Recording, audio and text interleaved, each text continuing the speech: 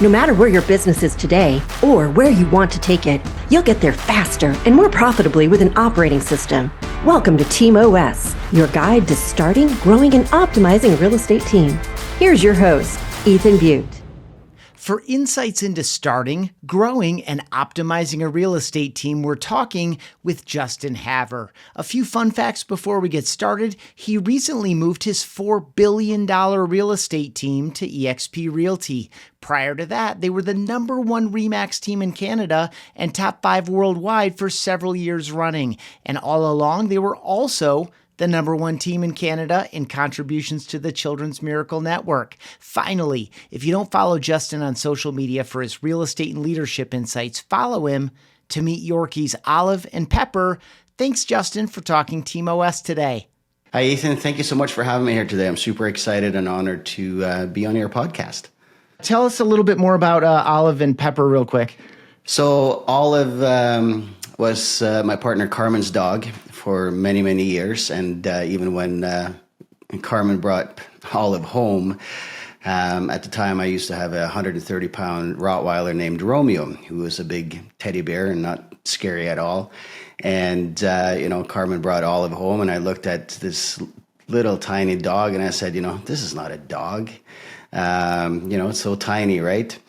And, several years ago, I had a pretty bad accident where I broke my leg and I was laid up in bed for, several months because of the severity of the leg break. And, Carmen, the kids, and Olive moved in to take care of me. And, when I got back on my feet, the dog stayed behind and she hasn't left my side since. And, the joke is it's now my dog. And, Carmen basically ended up getting herself Pepper to replace Olive. And, same breed. And, it's the unconditional love of such a little bundle of love, right? And, they're incredibly loyal and so much fun to have around. Awesome. Thank you for that. And, that's great teamwork in general. And you got to replace the position. That's another team theme in what you shared there. So to get going, the question I've been asking everyone, Justin, is what is a must-have characteristic of a high-performing team? I think a must-have characteristic of a team, especially a high-performing team, is standards. You need to ensure that you have, obviously, systems and processes laid out for how, your client journey goes through your organization on the buyer and seller side. And then you need to have standards which you enforce or have people buy into to ensure that obviously it is a proven journey for both the buyer and seller. And you need to have a CRM. CRM is incredibly important to the success of an organization, and especially in the world that we are in, where we're trying to connect with as many people as possible and trying to keep track of it all and having it organized, ensuring that, every single client interaction is logged, documented, and that you continue to walk people through the journey of the buying and selling process without dropping the ball, which, gives the client that 5-star experience with your organization. Man, a lot of stuff roped in there. I feel like we're just going to spend 45 minutes just breaking all of that apart and going one step deeper into most of it. And the first place I want to go is specific to standards. I mean, do you set standards and communicate standards and higher standards around both the quantitative stuff, the activity-based stuff? Hey, we need to be doing X number of this and X plus number of that and Y number of that, as well as the qualitative. Like, talk about standards from a really practical perspective. Is it simply activity measures that are precursors to results, like measured results, or are you also setting standards on how you do all those activities? It's a great question. And I think, our business is constantly evolving. And I think it's important for us to ensure that, we also perhaps at times have standards that are evolving as well. And, we go as far as outlining what the expectations are of the partners that we bring into our organization on how they are to handle both buyers and sellers. And yeah, that comes to how many contact attempts, it comes to your nurture process, and it's very detailed. But at the same time, I think it's incredibly important for an organization to look and always study, the expectations that you have in the organization on how you can constantly improve and enhance how the clients go through and the conversion rate of the organization. And one thing that we constantly look at is how can we level up the organization by bringing people in at a new higher standard. Again, we are in the business of dealing with human beings, and sometimes people are reluctant to change and changing the way they've done this business because they've been in the business for XYZ number of years, and it works. But then when you bring in newer agents into your system at a higher standard, what essentially can happen and will happen is they will start to outperform perhaps the more experienced agents or the people that have been in your system that are reluctant to changing their way they're conducting business. They start to now look over their shoulder and go, why is it that Jon is outselling me?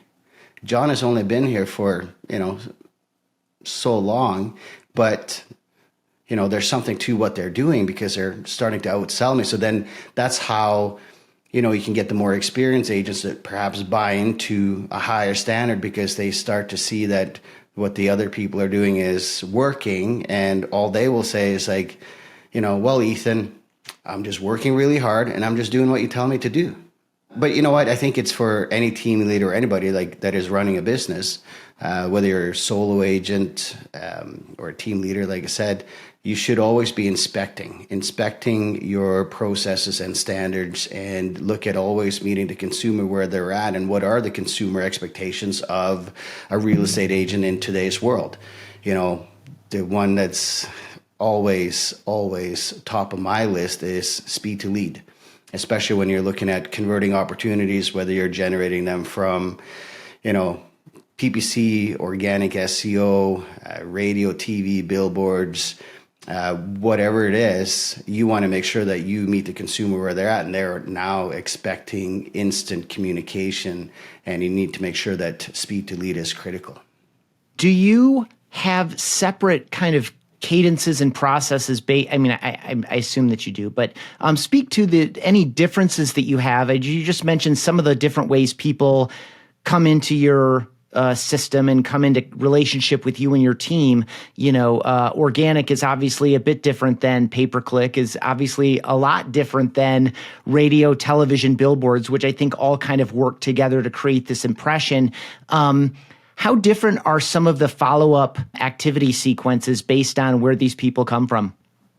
It's the reality. If you compare a PPC lead, where it's essentially also from Google, versus an organic lead, depending on, again, if it's an inquirer on wanting to look at a property, the people that are looking to view a property are perhaps much later in the exploratory journey of purchasing a home, whereas someone who is, a PPC lead registering just to see additional information on the property are more in the exploratory stage, in which those leads do require more nurturing and more touch points along the way, which, again, you have different marketing means to obviously incorporate that into the system. And then again, Follow Up Us has some incredible partners that can also help with the automation and the AI. If you look at a partner like Ylopo, which is deeply integrated, which is, again, an assistant that will help the agents, stay in touch with these people. And again, they require obviously more retargeting and bringing people back with the AI nurturing as well. But the key is everybody's got to look at this as a contact sport. The more contacts that you have with a individual that is, looking to transact, it shouldn't really matter where the lead came from, because you want to make sure that you position yourself to be the trusted real estate advisor that will walk them through the buying or selling journey whenever they are ready to do so. And as long as you can be top of mind, it is highly likely that you will be the agent of choice. Really good. I also appreciate that contact sport because it made me think about meaningful contact. And that's exactly where you concluded, is like guiding them on a journey, no matter where they are on it and what their timeline is. Before we go too much farther, I would love for you to characterize your team however you like, whether that's size, the market that you serve. You also mentioned, you have some experienced agents and some newer agents. However you'd like to characterize your team, I'd love for you to do that for a minute. It's a team where there's an incredible amount of contribution and support amongst themselves and how they support each other. I get to sit there as, being one small part of this organization, and I see how they have created this culture. It is not something that I designed or created. It is something that they created. When you can have people in an organization that operate from a place of abundance, because we do have so many opportunities. And, I have never seen a sales environment where people get rewarded based on commissions, where they voluntarily hand off opportunities, where they're like, hey, does anybody want to have a client that's looking to, they're ready to view homes. Does anybody want this individual? It's yours. That happens on almost daily basis within our organization. And, we've had some agents that have gone through some life challenges, injuries and so forth, and agents are there to step up and help. We had one that, broke both of her ankles recently at a charity golf tournament. Accidents happen, but the team was there to help support her. She was still able to conduct her business here for the last 2 months because of the support of the team helping her with her clients. And, if you're a solo agent out there and if something like that was to happen, it would be devastating to your ability to make an income because you wouldn't be able to go out there and meet with clients. So, the team is relatively large. We have 60 licensed agents and about 18 support staff, and it's a lot of people. But at the same time, it is really neat just for me to even have the ability to be a part of it myself. When I got into real estate 18 years ago, I never thought about building a team. I never dreamed about building a team. I just wanted to, sell some real estate, get established, and, take care of, my dreams and desires and have a family. But, again, part of my obsession over the years has been, generating leads and doing search engine optimization and so forth. And that has organically really been the foundation of where this organization is today because of the number of opportunities that we generate. It's awesome. It's funny. It reminds me of a conversation I had with Gary Ashton, and he was like, yeah, the first time I met Justin, I think he said it was at a real estate webmasters conference, and you were a solo agent generating like hundreds and hundreds of leads for yourself. Oh, yeah. You know what? And again, this is the power of going to a conference and the connections that you make and the people that you meet and how, the collaboration and a friendship can develop with the people that you meet at these conferences. And yeah, it was 2012 when about this time of the year when I met Gary Ashton. I just saw a Facebook memory pop up where I met him for breakfast beside this pool down in Miami, and we actually had a conversation and reflected on that meeting and how that has turned into pretty incredible friendship. But yeah, I was basically a solo agent sending out referrals to 4 other agents in the brokerage where I was at, and I was generating 150 leads a day organically. That's incredible. And was that the start of the team? So, for example, were any of those 4 agents part of your initial kind of foray into more of a formal team structure?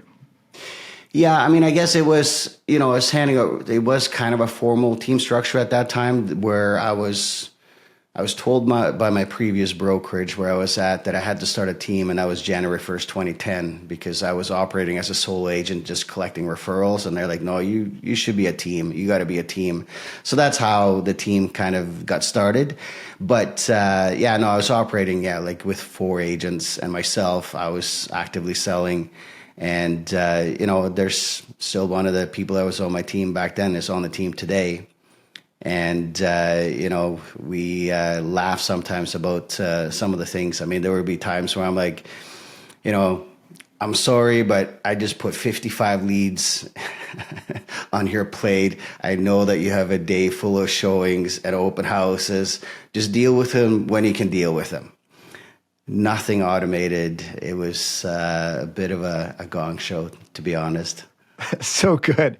Okay, so this tees up a very specific kind of conversation I wanted to have with you based on something that we talked about a few weeks back, which is there's a moment in your business when you recognize the need for, and you kind of teased this a little bit off the top, a need for a centralized place for leads and opportunities, a way to have greater transparency yourself and more accountability across the team. I think there's probably also an element of lead efficiency. As leads get more expensive, you needed that too. But I'd love for you to take us back to, when did this occur to you? When did it become obvious that there was a problem / opportunity around this for you?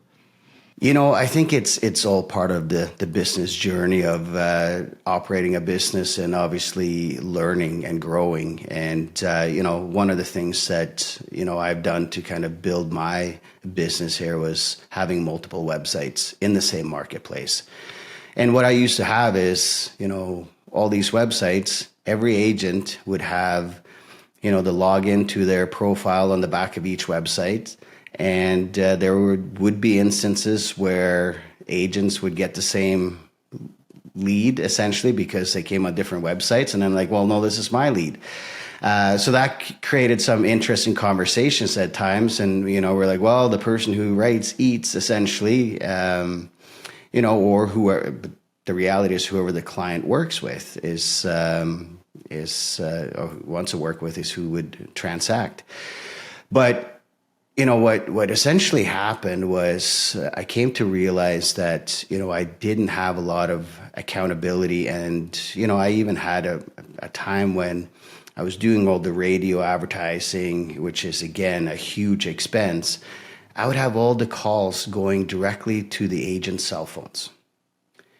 And in 2017, I had a bit of a turnover on the team where I had a few people. And I mean, as a team leader, many of us will do, we put a lot of trust and faith in people that come into our organizations. And I also didn't have the right system because, I believed that these people would essentially, do the honorable thing and log everything into the CRM and so forth. And it was, a couple of agents that were departing from the team, and they sat in the office of my broker and they said, yeah, we have enough business to last us a year and a half from the Havre team.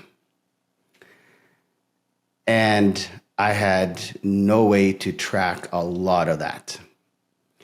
And so that's kind of where I said, one, we need to create a central system to have all the websites feed into it. And I've made a massive investment to make sure that happened.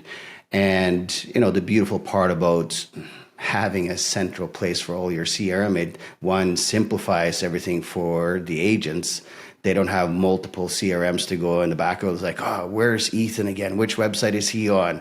It just creates a lot of clarity and freedom of them not having to overthink where the clients are. They're now there.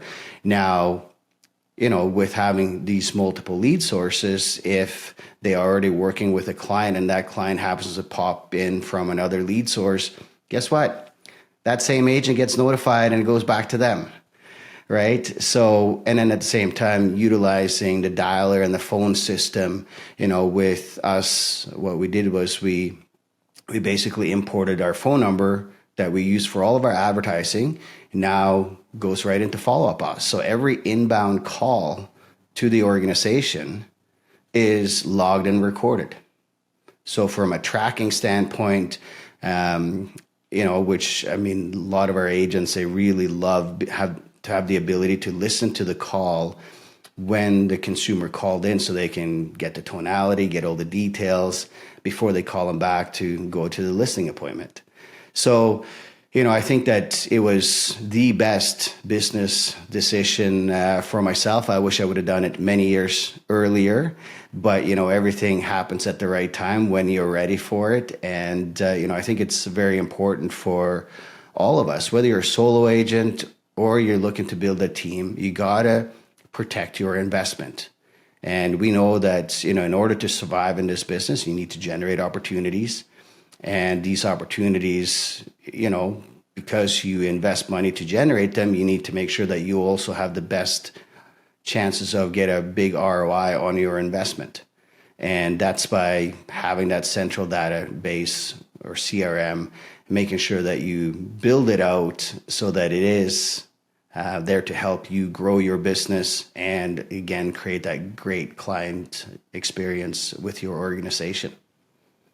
Yeah, I appreciate you ending on client experience there too. I can imagine how confusing it might be for someone to get outreach from two different agents, essentially from the same team. So like part of their voicemail, for example, or even their email signature, they look similar, but so I can imagine how much that helped. We'll get into some kind of intended and unintended consequences of this in a minute, but I also wanted to acknowledge first that this isn't the first time we've had a conversation about essentially integrity. Like what you would do yourself isn't necessarily what other people would do. And you probably saw some of yourself in I think the word you used was honorable.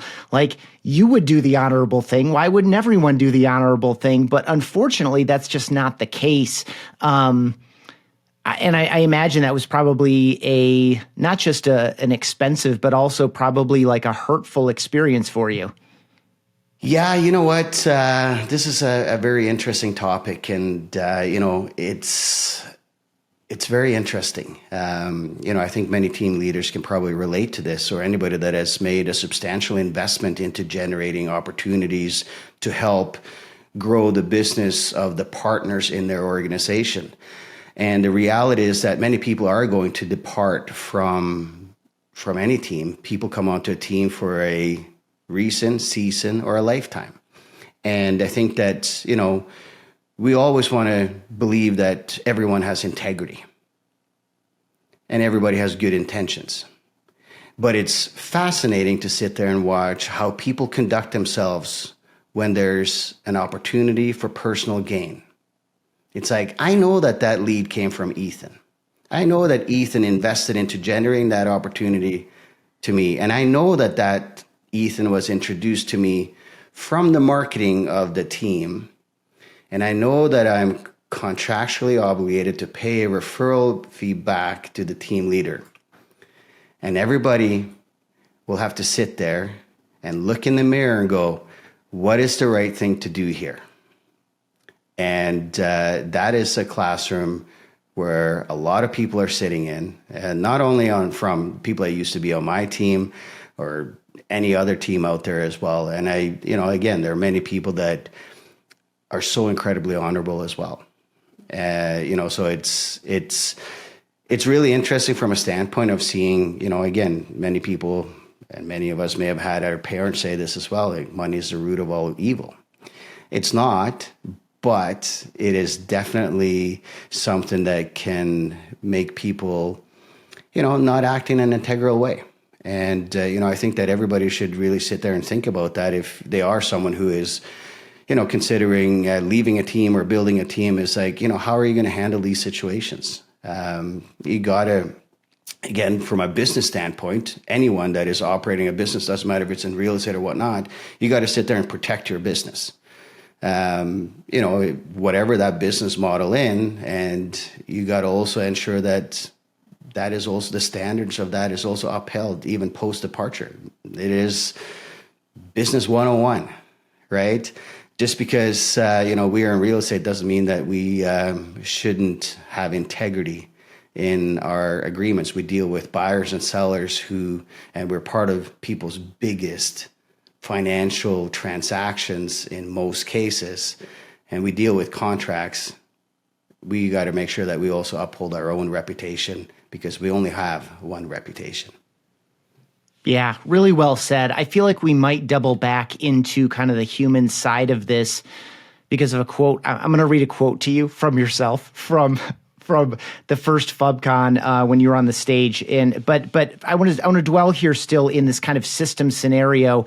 When you organized and centralized all of this, not only is there greater transparency across the team and greater accountability to hopefully minimize some of that type of behavior, I think it probably affects the culture even in that way. It's like once it is normal that we have more transparency into who's who, what's what, and what's going on, that probably would minimize that behavior in general. But the question I want to ask here is, was anything surprising to you after you centralized this in terms of maybe lead source or ROI or lead efficiency? Did you change any of your behavior after kind of bringing a lot of this stuff together, getting better insight, doing some of that inspection? Did you change any specific methods or systems kind of in a dramatic way?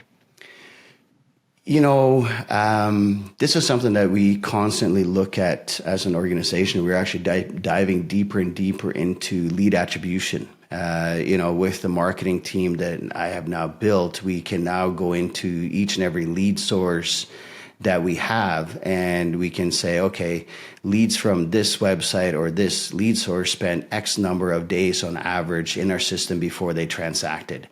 And, then you look at the different lead conversions of those sources as well, where you can then now really make informed decisions based on where you want to spend your marketing dollars. And I think that is, incredibly important, especially when we are looking at growing an organization. And, again, how much of your budget you want to spend on branding and how much you want to spend on lead generation, and are you spending the money on lead generation in a practical and sensible way? And we actually found from what we were doing here recently was that whether it was a PPC lead or a showing request that came in from organic SEO, people that want to look at a house, the time that they spent in the CRM before they transacted was literally only weeks apart. So it helped actually change the mindset of some people that go like, oh, PPC leads are crap. No, it's your follow-up that's crap. They're all people that are looking at transacting. And the reality is that, for us, this helped paint a clearer picture to our partners within a team. And also we get to look at, okay, should we shift some spend over here and move it to here? Tracking is incredibly important. I think, I've been guilty of this myself as well. I've been just, throwing stuff at the wall. I'm like, see what sticks. And I think many of us kind of go through that as trial and error, and really we test a lot. Again, this is part of kind of running a team as well. Like we have the financial ability to do a lot of testing, more than others perhaps. But at the same time, we also, have a lot more risk and stakes as well when it comes to some of these big marketing initiatives that, some of us larger teams do.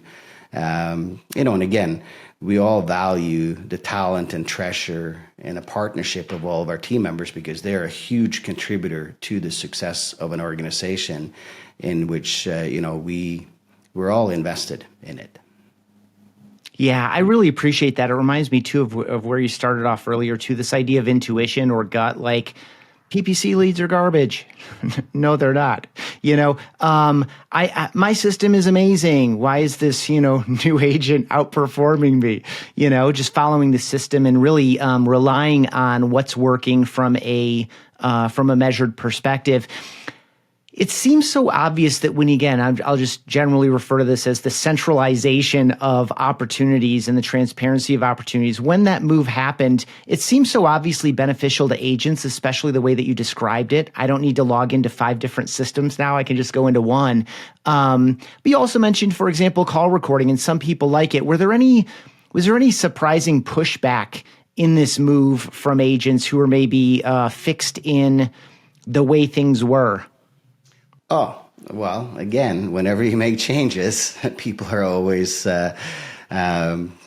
struggling to adapt, right? But the reality is that once it's got to see the value in having the centralized system with, where we record all the communication under a client profile, we look at it as it's an insurance policy.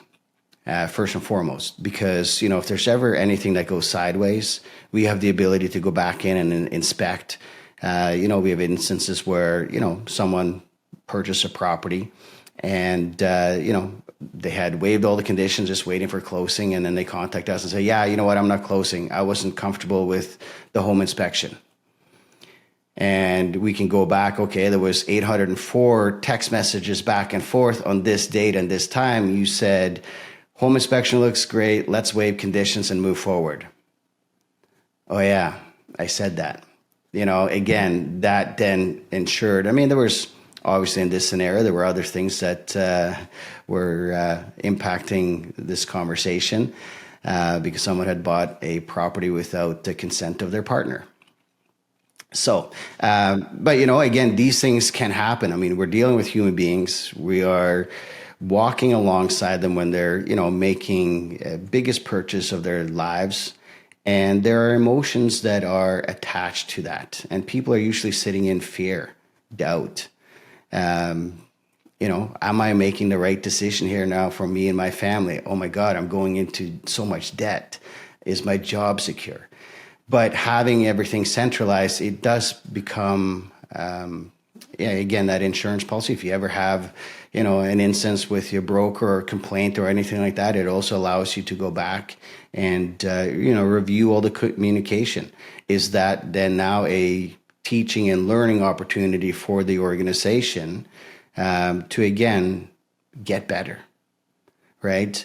We will constantly sit in our CRM and inspect the agent communication with our clients to see if we can also coach and help develop them in their communication style with these opportunities. And sometimes go back and be like, hey, Ethan, maybe you want to listen to this phone call again and let me know if there's anything that you would do differently today.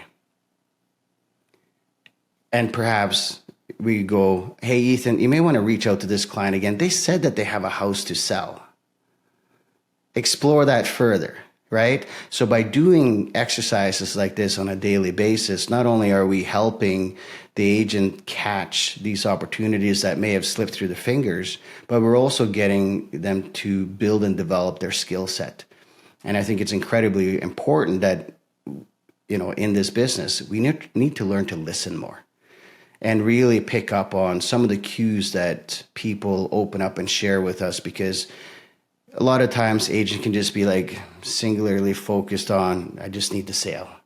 And when you focus on the sale, they're just going to run away from you. You got to build the connection with the consumer and just learn to lean into learning more about these people that you have the opportunity to connect with and keep building these deep relationships so you can have that lifelong raving fan.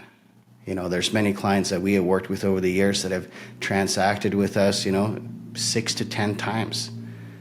And that's because they keep coming back and they have that, rapport with the team.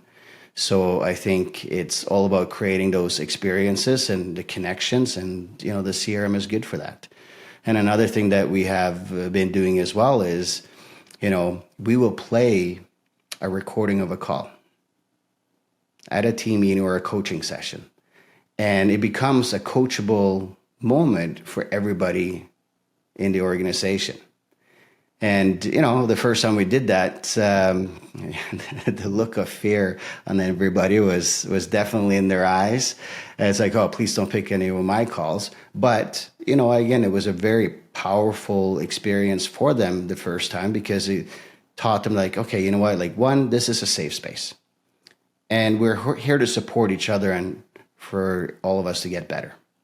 And how do we now know? Because again, your experience can become my experience. And then when I have a scenario like that again, then that can now be something that I will now know how to handle. Yeah, a lot of really good stuff in there from the tracking all of the communication itself and being able to go fish out language that was useful, or even, I mean, just the idea of 804 text messages. You didn't make that number up. I mean, you've seen how, what leads up to a transaction. I'm sure that some of them are well beyond that. In addition to all this coaching and training opportunity, one more question in this zone around kind of the financial side. I mean, multiple people can participate in any given commission. And I'm sure that varies based on the nature of the opportunity or the lead source. I mean, talk about the financial, how this aids you in kind of fair financial dealings as well. Yeah, I mean, for us, I mean, we run, it's a pretty easy system. I mean, usually, the agents they split with a team. Right. But then if an agent, let's say, goes away on vacation or if there's two agents that work on the same transaction, then they have, agreed upon a split there as well.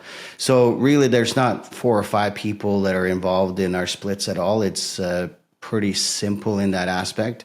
But, again, if you look at some of the benefits of someone being on a team and let's say, you don't want to share your splits. One of the things that some of our agents will do is, Ethan, while you're on vacation, if you cover my business for the next 3 weeks, I owe you 3 weeks of coverage when you go on vacation. And we have had agents that have gone away for that long and, sold 7 to 9 homes during that timeline. And that's kind of nice to have a paid vacation, essentially.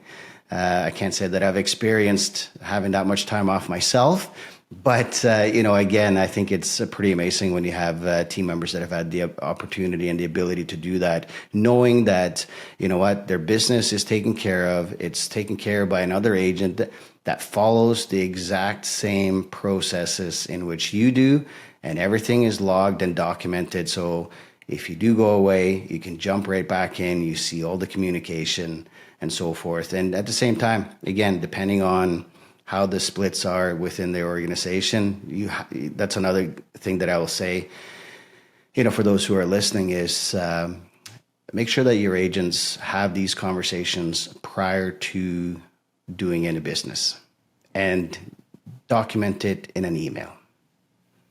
Yeah, really good tip.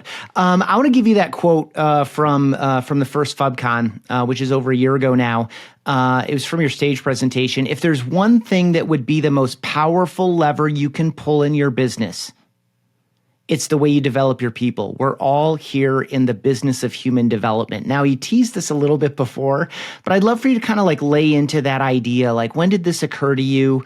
And why is it so fundamentally important when so many people are really talking dollars and cents, conversion rates, et cetera? I mean, to me, that all feels like at some level, a trailing outcome of pulling that lever and being in the business of human development first and foremost. But I'd love to hear you speak to that directly. Yeah, you know what? It's because it's been part of my own journey of personal development. And, in 2017, I got introduced, it was actually late 2016, I was actually introduced to someone who's a very good friend of mine now and a coach, Jon Cheplak. And, again, I know that, he's been here on the stage a couple of times now at FubCon as well. And, walking alongside him and him, helping me develop to become a better person, a better leader, and really diving into my own personal development. And at the time, what I ended up doing as well is I ended up really opening up to the team and the organization about my journey through personal development. And I think it's, very important for all of us to, really look in the mirror, look in some of, our own patterns and how we behave and what's the root of some of these patterns. We all have experiences from our childhood that, whether we want to admit it or not. I mean, if you admit it, if you admit it, hey, you know what? Congratulations. You obviously recognize that there's something for you to explore further and to really look at that and get to the root of some of these things. We're all human beings, and that's what makes us so incredibly beautiful. And doing that with no judgment as well, and ensuring that it is a safe space. I truly have had the honor to see people come into our organization, and it has helped grow them as,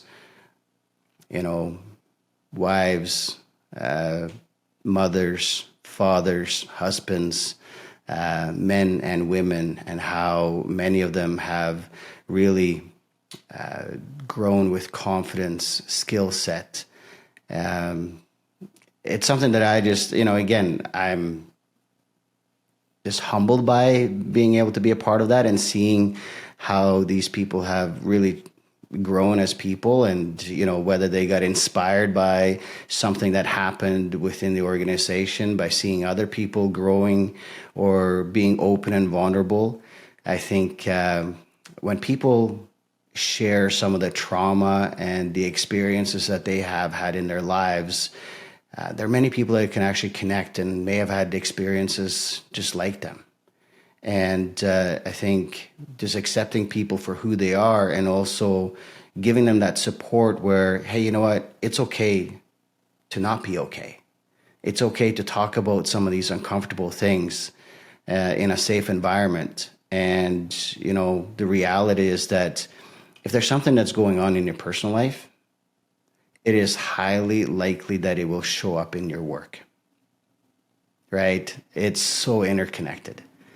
And, if you can take care of some of the stuff in your personal life, that will also transform into your business, and your business will grow. So it's a fascinating journey. I mean, it's a journey that I think that all of us are really on as we perhaps get older and a little more mature. I think that's when people perhaps get a little more open to looking at some of these things and exploring. What you resist persists is obviously a saying. And, when something keeps popping up, it's like,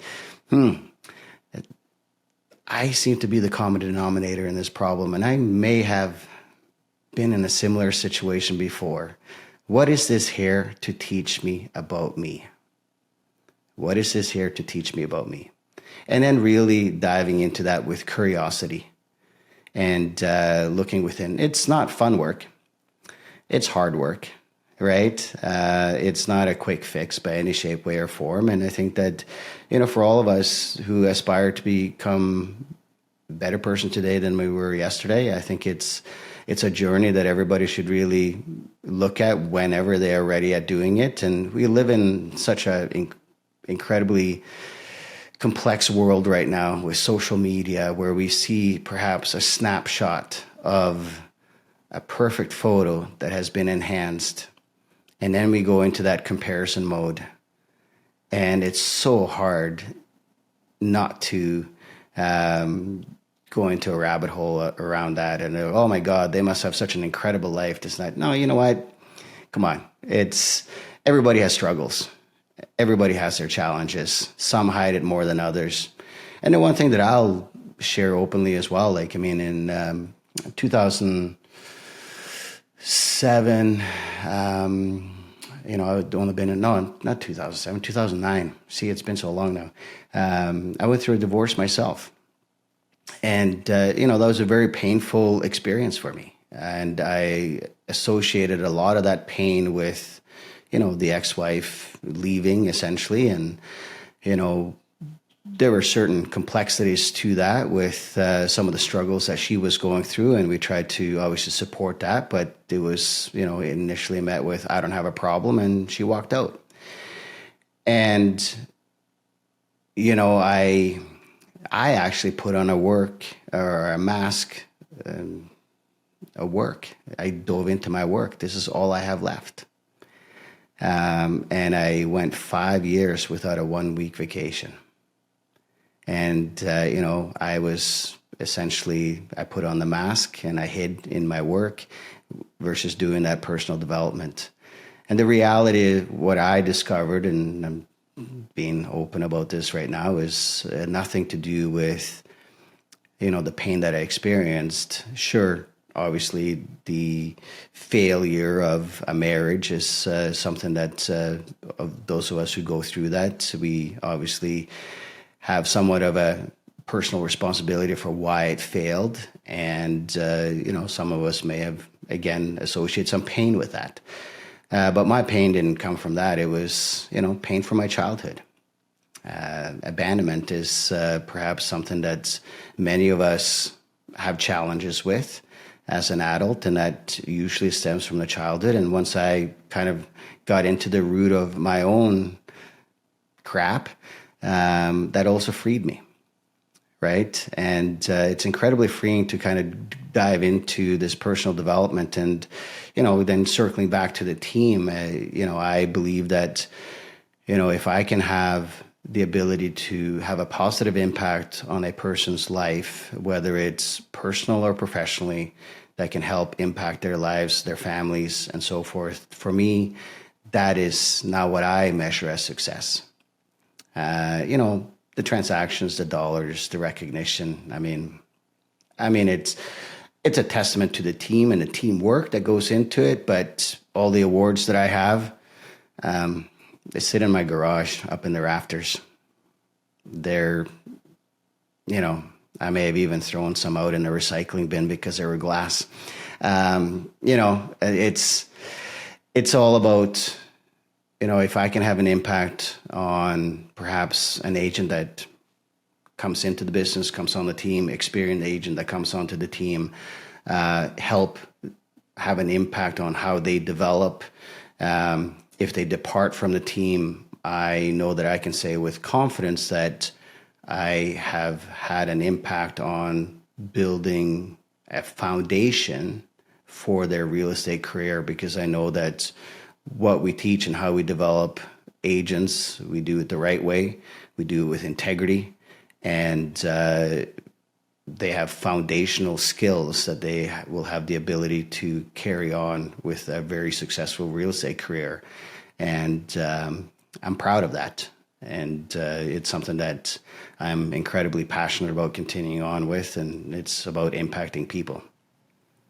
Okay, first, thank you so much for sharing that. There's a lot in there. This idea of developing the human as a means of developing the business, it has two ends. One is you actually have a better person. B, you're going to be more successful, and that you could not have unlocked what you have unlocked without that hard work. But that work, I don't think a lot of people, or enough people perhaps, recognize as work.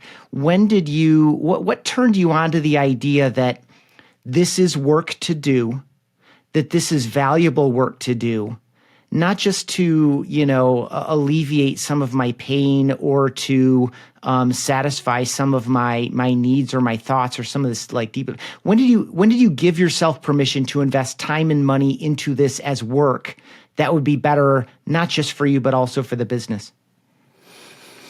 Well, I think we all get to a point in life, perhaps when we're tired of living in that inner emotional jail, right? And that's perhaps what I call it. And to kind of want to get peace and freedom and calmness from within. And I think it's incredibly important to really look at, if you give something, the universe, there's a universal law that has a tendency to give back tenfold. And by pouring into your people and by giving them what they need, it gives them also a sense of belonging and appreciation. And, I look at having a team now. The team is, a very recognizable brand here in our marketplace. But I look at it as a vehicle for the agents who choose to partner with the team, for them to use this vehicle to create memorable life experiences for themselves and their families. And, in this partnership, the team alleviates a lot of the financial risk that an individual agent perhaps takes on, with proven systems, processes, brand. They don't have to sit and worry about where's that next opportunity going to come from. They basically turn on the faucet and opportunities come in. And for people that are, in this partnership and in this journey, I'm very open with my team of, I'm just like them. I'm a human being as well. I have struggles. I have the same challenges as any one of them. And, I look at myself as, having the privilege to be the leader of the team, and it's a huge responsibility.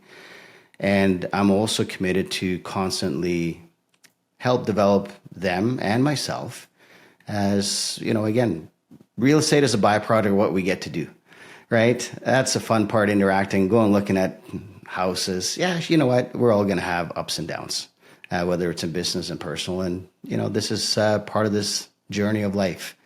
And, it's important for all of us to invest the time. We got to take care of ourselves. We do have to do that in order for us to take care of others. And again, that comes from taking care of your body by making sure that you're active, nutrition, water, and also the information that, we put in between our ears as well, because it's equally important to make sure that we, really consume the right information, the healthy information, just like it's important to fuel our body with healthy stuff as well. Man, I love that call. There's so many things more I want to ask, but at the risk of going over an hour, I'm going to stop here. I so appreciate what you've been able to share. I especially appreciate the call at the end for what we're taking into ourselves, like whether it's through our ears or through our eyes or other means. Like, I think that's often overlooked too. And I think that ties to what you were sharing maybe 5 minutes ago or 10 minutes ago on social media as well. I think, just being aware is the first step. And I appreciate you sharing that with me and with all the folks watching and listening, as well as just living it with your own team. I now have a much clearer perspective. Like, you and I have had some conversations before, but I've never spent this much time with you in one sitting. And now I understand the foundation that you've built the success of your organization on, even just the language you use around partners, the idea that it's, Havre and Associates, this equivalency and this partnership. I just respect very much what you've done. Before I let you go, though, I've got a few more questions for you. These are I'm good for time. I'm good for time, Ethan. Cool. These are either or questions, by the way, so you can answer one or the other. The first one is, what is your very favorite team to root for besides your own real estate team? Or what is the best team you've ever been a member of besides your own real estate team? Well, being here in Calgary, we also got to cheer for the Calgary Flames. We have a lot of fun with hockey here in Canada, and it's hard to root for the Edmonton Oilers or the Toronto Maple Leafs. But again, I think sports is something that connects people. It's again, not every team is going to be the top team and the winning team, but it just creates that connection to the community. And, we also have a lot of fun on the team as well, because we have hockey fans from all across Canada. And, I think there was one time we had some wagers on the team in the playoffs, and unfortunately, pretty much the whole team had to wear an Oilers jersey, which, being in Calgary, it put a smile on a lot of the Oiler fans on the team, and a lot of us couldn't wait to take those jerseys off. But, again, I got to root for the Calgary Flames being here in Calgary. Awesome. And as we record this, the season is upon us. And as this releases, it'll just be getting going.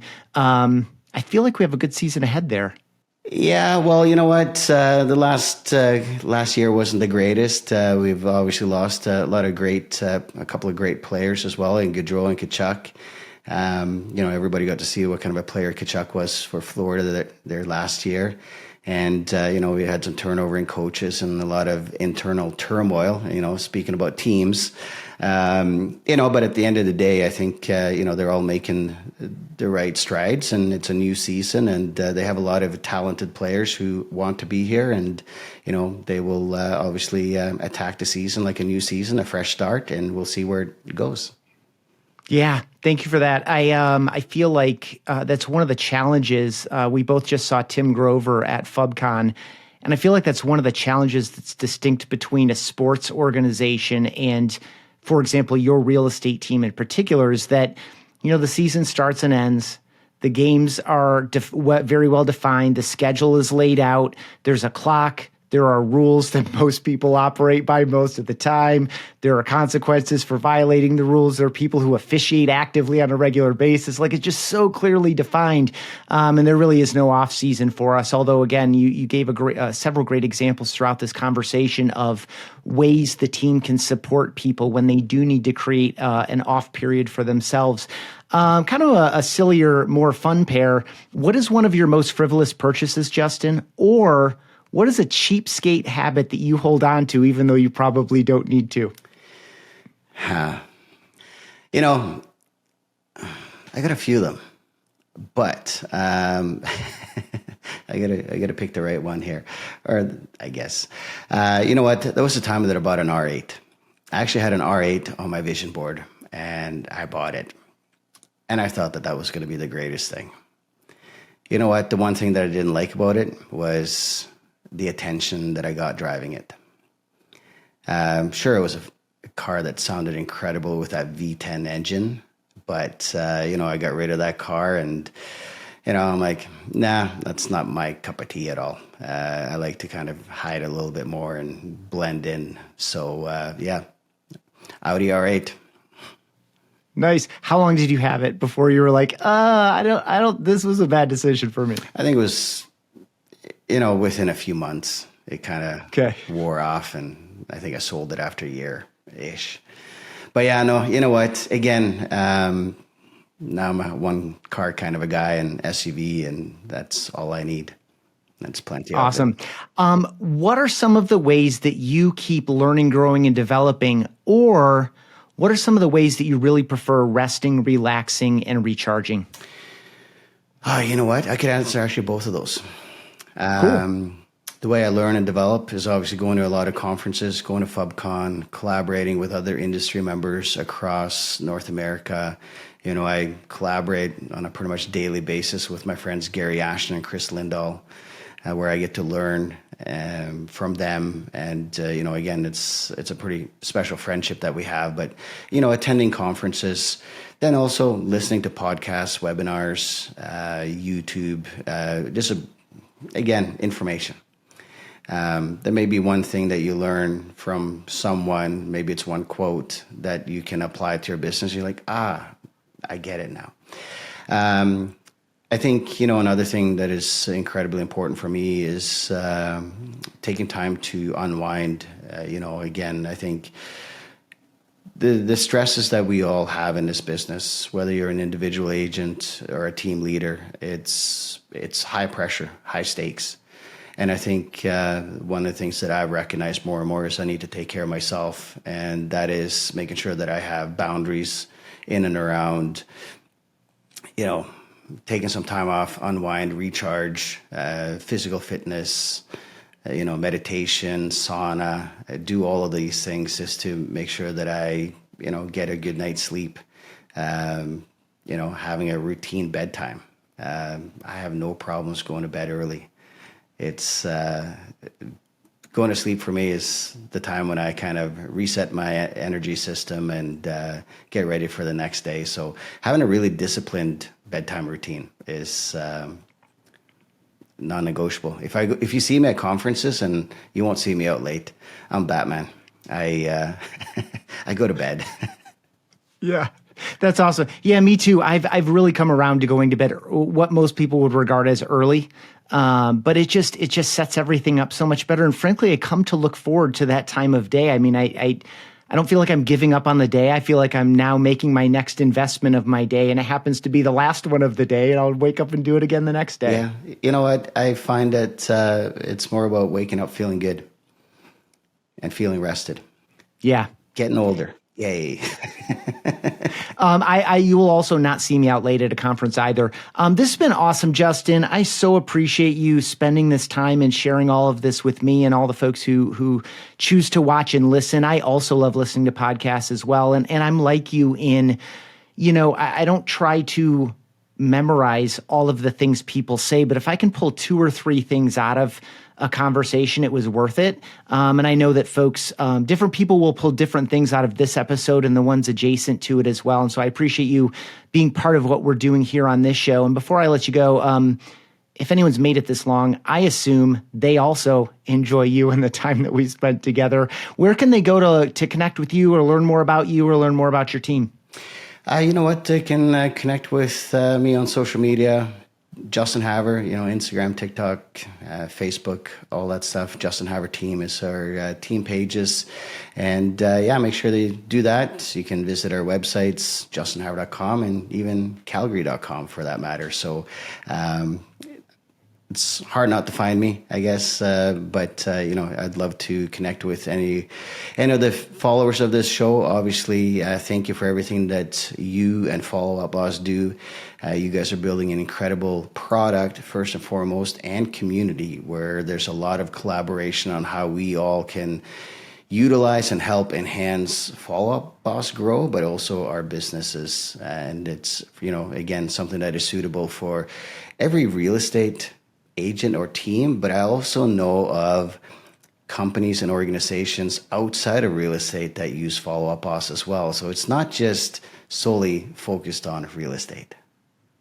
Yeah, really fair. And thank you for doing that. And by the way, since I've got you and since you've got the new merch on, feel free to step back and show that new merch off a sec.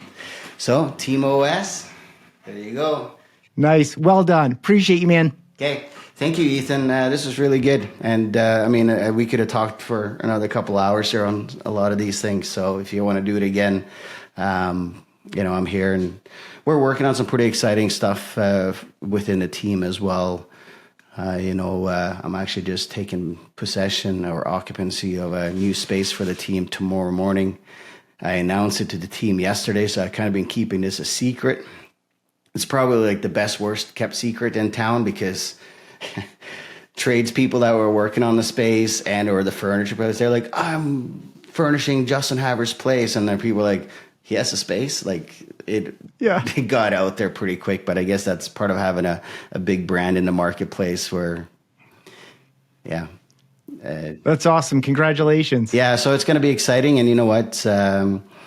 We are really doubling down on training and development for the team. And I can't wait to kind of roll out what we're rolling out and seeing the impact that's going to have. And I'm sure you'll see and hear more about that. And my partner, Carmen, she is deeply involved in that as well because, this teaching and development side of things, because she comes from a classical music background, she has some pretty incredible ideas that we're going to implement into real estate. So it's going to be really cool just to kind of see how it comes together.